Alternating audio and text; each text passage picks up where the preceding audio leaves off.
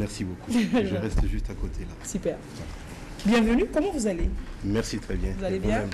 Très Comment bien. va Aide Action? Aide Action se porte comme un charme. Va très bien. Super. Alors Aide Action, c'est l'un des partenaires techniques et financiers de l'État togolais en matière d'éducation. En effet, c'est une organisation de solidarité internationale qui travaille dans le domaine de l'éducation exclusivement. C'est cela. Et on se réjouit au Togo d'abriter le siège sous-régional. Oui, en effet. Depuis octobre 2014, oui. nous avons élu domicile à travers notre siège régional à Lomé. Lomé est donc la capitale africaine de Aide Action. Aide Action, ouais. Super. Cela aura des conséquences, je présume, positives.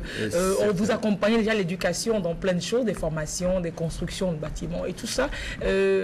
Ça va encore décupler d'énergie. Certainement, donc ça veut dire que toutes les activités qui se déroulent sur la région africaine seront alors coordonnées à partir de Lomé. À partir de Lomé. Et la plupart des réunions se tiennent déjà à Lomé. Et je pense qu'en termes de la visibilité, non seulement de l'association, mais aussi du pays, en termes de tourisme aussi de conférences, c'est quelque chose qui va donner beaucoup plus d'élan. Bien sûr, voilà. Super. Et on s'en réjouit vraiment. Alors vous êtes sur un projet que vous appelez projet Oison, Aide Action Afrique. C'est genre Oison, c'est bien, hein, c'est genre bienvenue. Oui, Oison, c'est bienvenue. C'est un projet en fait qui consiste tout simplement à pouvoir dire que voilà, notre siège est implanté à Lomé. Et les Togolais vous souhaitent la bienvenue. Et les Togolais nous souhaitent la bienvenue. Nous faire connaître davantage. Oui. Et ensuite profiter de ce moment pour pouvoir collecter les fonds. Parce que Aide Action travaille avec les fonds issus de la générosité du public. C'est cela. Et par le passé, en fait, jusqu'à aujourd'hui, on travaille avec les fonds qui sont collectés beaucoup plus dans les pays développés. Et il est possible également de collecter dans les pays en développement comme le Togo. Bien sûr, donc, parce que c'est pour aider les enfants togolais. Absolument. Le meilleur accompagnement ne peut que venir de nous-mêmes. Alors, avant de revenir au projet, dites-nous si on doit faire un petit bilan de grandes idées de réalisation de Aide Action au Togo, qu'est-ce qu'on dirait?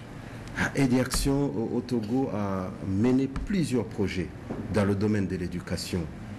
Et moi, je viens à peine d'arriver, il y a le risque que j'oublie vraiment beaucoup de projets qu'on a menés.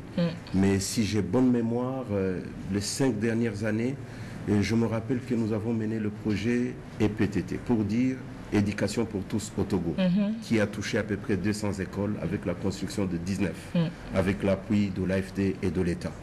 Nous avons mené le projet Insclure dans l'éducation des exclus, investir plutôt dans l'éducation des exclus. Pour l'éducation inclusive et tout ça. Effectivement.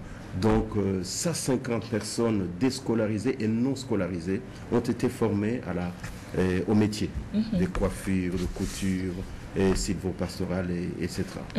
Et nous avons également, aujourd'hui, nous sommes en train de mener le projet centre de développement pour la petite enfance et les centres communautaires de développement de petite enfance. Il y a déjà 25 centres qui sont érigés actuellement dans la région de Kara et la région de Savane et qui nous permet aujourd'hui de préscolariser autour de 3000 à 3500 tout petits âgés de 3 à 5 ans. Et ce projet est mené avec l'appui de l'État, bien sûr la DEPP, donc la direction de l'éducation pré-primaire et primaire, avec la fondation l'IRECO, c'est une fondation française qui a cofinancé, parce que dans tous les projets Aide Action met également une partie de ces financements. Bien sûr. Et nous sommes également sur le projet École Amis des enfants ou Amis des filles. Oui. Et ce projet touche des régions, la région de Savane et la région des Plateaux. Oui, parce qu'il faut dire que les partenaires techniques et financiers, pour ne pas se chevaucher, voilà. Au Togo, se sont répartis un peu les zones. Exact, oui. Exact. Et il y aura à peu près 480 écoles touchées. Et nous voulons que l'enfant togolais évolue dans un environnement scolaire qui est sain, protecteur, et où il n'y a pas de violence, et de sorte que, inscrit à l'école, il puisse aller jusqu'au bout de son cursus, réussir sans l'abandonner en cours de chemin. Bon voilà, c'est un projet que nous faisons avec l'appui de l'UNICEF, de l'État et nous-mêmes. C'est cela. Et ensuite, nous sommes dans la région de Maritime, avec le projet d'appui à la réforme des collèges. 15 collèges seront érigés. Et en plus de cela, 150 collèges seront également suivis en termes de mobilisation sociale avec la formation des structures qui sont à la base. Quand je parle des structures à la base, j'entends les comités de gestion de l'école secondaire, j'entends également le comité villageois de développement, j'entends les associations des parents et bien d'autres structures qui sont formées, capacités renforcées pour mieux gérer l'école, pour mieux accompagner en fait l'éducation donc au niveau de la base. Et nous disons que c'est un projet beaucoup plus de gouvernance éducative locale et participative. Voilà. L'aspect participatif désormais dans l'action des partenaires se révèle plutôt efficace parce que les populations se sentent plus concernées par l'affaire. Voilà. Nous avons également le projet PADOE qui est le projet d'amélioration et de diversification de l'offre éducative en Afrique de l'Ouest. Et le Togo est concerné. Nous intervenons dans 8 pays de l'Afrique de l'Ouest, dont le Togo. Et ce projet-là, il vise à beaucoup plus donner les compétences à ces structures de base, en plus des organisations de la société civile togolaise qui travaillent sur l'éducation. Et nous allons intervenir là dans 9 collectivités au niveau des régions de Plateau. C'est cela. Ouais. Ben voilà, Aide et Action qui est aussi partenaire du réseau des journalistes et communicateurs spécialisés en éducation, qui accompagne vraiment beaucoup ce réseau dans ses différentes activités. Nous vous en remercions. Aujourd'hui, pour renflouer les caisses de Aide et Action, pour élargir l'action, pour toucher plus d'enfants, plus d'élèves, on demande aux Togolais de contribuer, de mettre la main à la poche et de donner ce qu'ils peuvent pour soutenir l'éducation. Parce que oui, on peut rester chez soi, se dire l'éducation n'est plus de qualité, les enseignants ne sont plus assez bien formés, il n'y a pas beaucoup d'écoles, tout cela. Soi-même à son niveau, qu'est-ce que l'on fait? Vous apportez une réponse à cette question. Vous nous invitez ce soir à un gala au Grand Rex de Lomé. Qu'est-ce qui s'y passera? Dites-nous. L'événement Oison se déroule donc au Grand Rex. C'est tout simplement une soirée dînatoire sur fond de musique de Jimmy et Hop. Oui. Et pour dire aux Togolais que voilà, Aide et Action, non seulement il implante son siège régional à Lomé, mais aussi il souhaiterait que les personnes motivées, engagées pour la cause de l'éducation, puissent mettre tout simplement la main à la pâte et contribuer concrètement, financièrement ou en nature, pour supporter donc les activités de Aide et Action. Toutes ces actions que nous menons au Togo, nous les avions faites grâce à la solidarité des autres. Oui.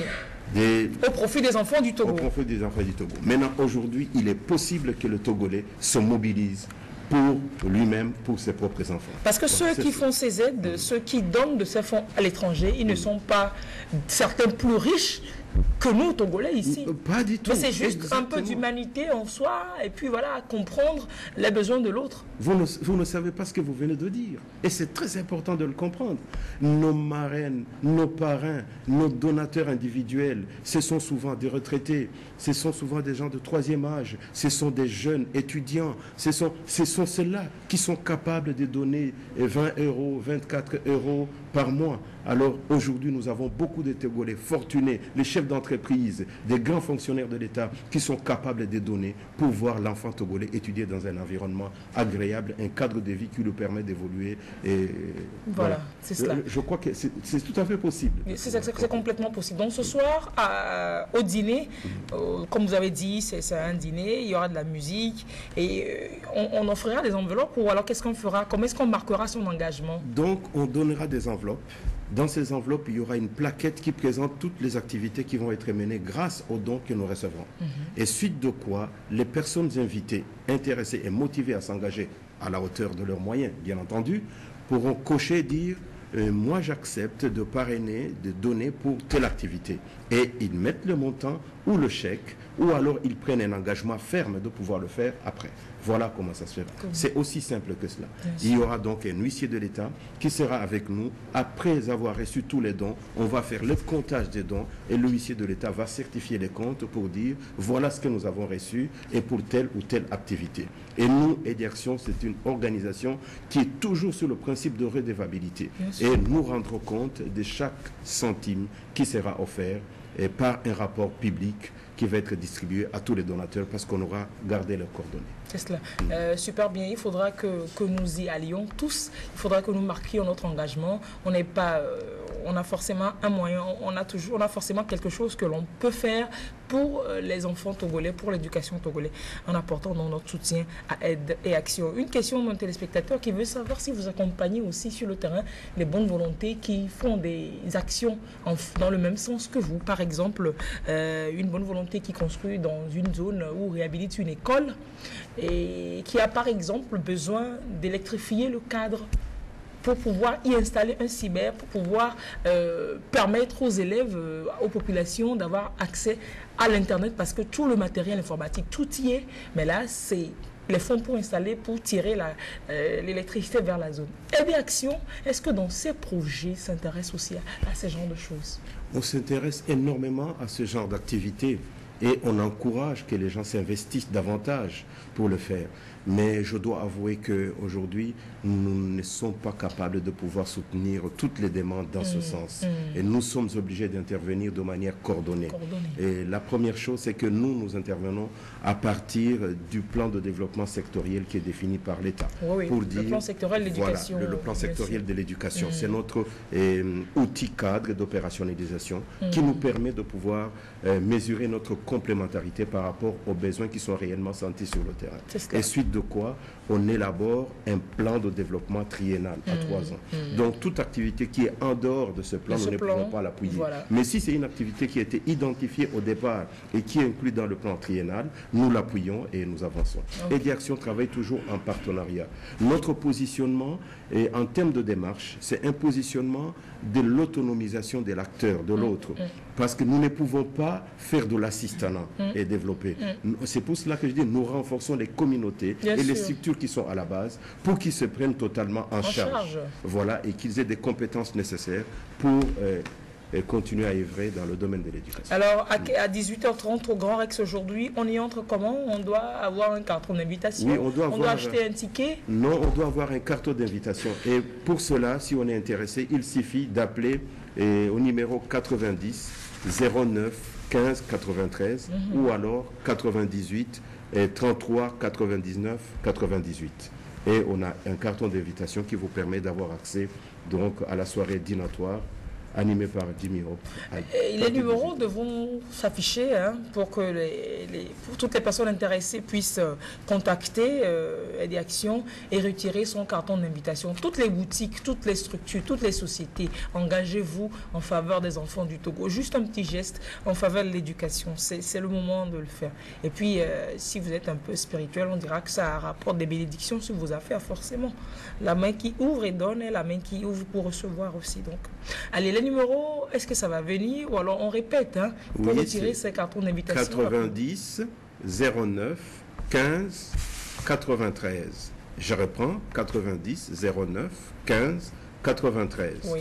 Ou alors 98 33 99 98. Mais sinon, sur mon conducteur, j'ai aussi le 93 43 24 77. Oui, bon, c'est bon aussi. C'est bon aussi. Et puis, voilà. Sinon, je répète une dernière fois les numéros. Le 90 09 15 93 ou le 98 33 99 98. Pour retirer votre carton d'invitation qui vous donne accès au Grand Rex ce soir à 18h30 pour cette soirée de gala de mobilisation de fonds en faveur de l'éducation au Togo sera animée par Jimmy Hope. Merci d'être passé sur notre plateau, Monsieur Antoine Guilenga, qui est directeur pays Togo-Bénin de Aide et Action Afrique. Merci beaucoup, c'est moi qui vous remercie. Et nous souhaiterions avoir toujours des petits plages de collaboration comme ça, parce que vous contribuez énormément à l'éducation, donc en faisant savoir ce que nous faisons sur le terrain. Ça fait plaisir. Voilà. L'éducation, la santé et autres questions culture, c'est notre priorité. Vous êtes toujours la bienvenue chez nous. Merci beaucoup. Donc on se bouge tous pour l'éducation. Voilà. On va prendre la photo ensemble à la fenêtre.